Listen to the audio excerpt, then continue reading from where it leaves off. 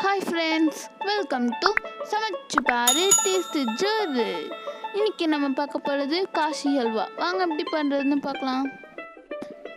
Cauchy halwa பண்ணுறதுக்கு first முந்திரியை roast பண்ணிக்கணும். நான் 2 டேபிள் ஸ்பூன் நெய்யில் 4 முந்திரியை உடச்சி போட்டு ரோஸ்ட் பண்ணுறேன். இப்போ இதை நெய்யில் நல்லா ரோஸ்ட் பண்ணியாச்சு.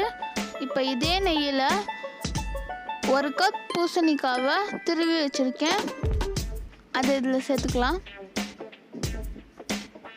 1 கப் பூசணிக்காய்க்கு 1/2 கப் சுகர் எடுத்துக்கோங்க.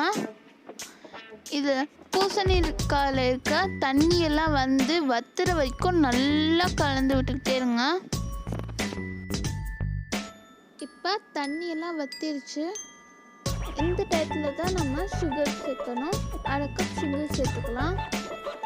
சுகர் சேர்த்தோடனே கொஞ்சம் தண்ணி விடும். அந்த தண்ணியும் சுண்டுற அளவுக்கு நல்லா கலந்து விட்டுக்கிட்டே இருக்கலாம். சுகர் ஆட் பண்ணோடனே தண்ணி நல்லா வத்திடுச்சு. இப்போ 2 டேபிள் ஸ்பூன் நெய் சேர்த்துக்கலாம். இப்போ நம்ம ரோஸ்ட் பண்ணி வச்சுருக்கிற கேஷ்யூ நட்ஸையும் இதை சேர்த்துட்டு நல்லா கலந்து விட்டுக்கலாம். நம்ம அடுத்தது லாஸ்ட் இன்க்ரீடியண்ட்டாக ஏலக்காய் தூள் சேர்க்க போகிறோம். நான் இதில் ஒரு டிப்ஸ் சொல்கிறேன். நம்ம ஏலக்காய் தூள் சேர்க்கும் போது நைஸாக அரைப்படாது. அதனால் நீங்கள் சுகர் சேர்த்துட்டு அரைச்சிங்கன்னா நல்லா பவுடர் ஆகிடும்.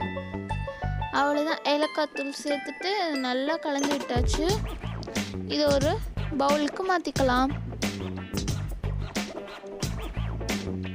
இந்த ரெசிபி நீங்கள் பிரியாணி இல்லைன்னா ஸ்பைஸியாக ஏதாச்சும் சாப்பிட்டதுக்கப்புறம் இதை சாப்பிட்டிங்கன்னா அவ்வளோ சூப்பராக இருக்கும்.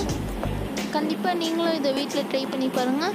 இந்த வீடியோ உங்களுக்கு பிடிச்சிருந்துச்சுன்னா லைக் பண்ணுங்கள், ஷேர் பண்ணுங்கள், கமெண்ட் பண்ணுங்கள், மறக்காமல் சப்ஸ்கிரைப் பண்ணுங்கள், பக்கத்தில் இருக்க பெல் ஐகானையும் ப்ரெஸ் பண்ணுங்கள். Bye, take care, happy eating, thanks for வாட்சிங்.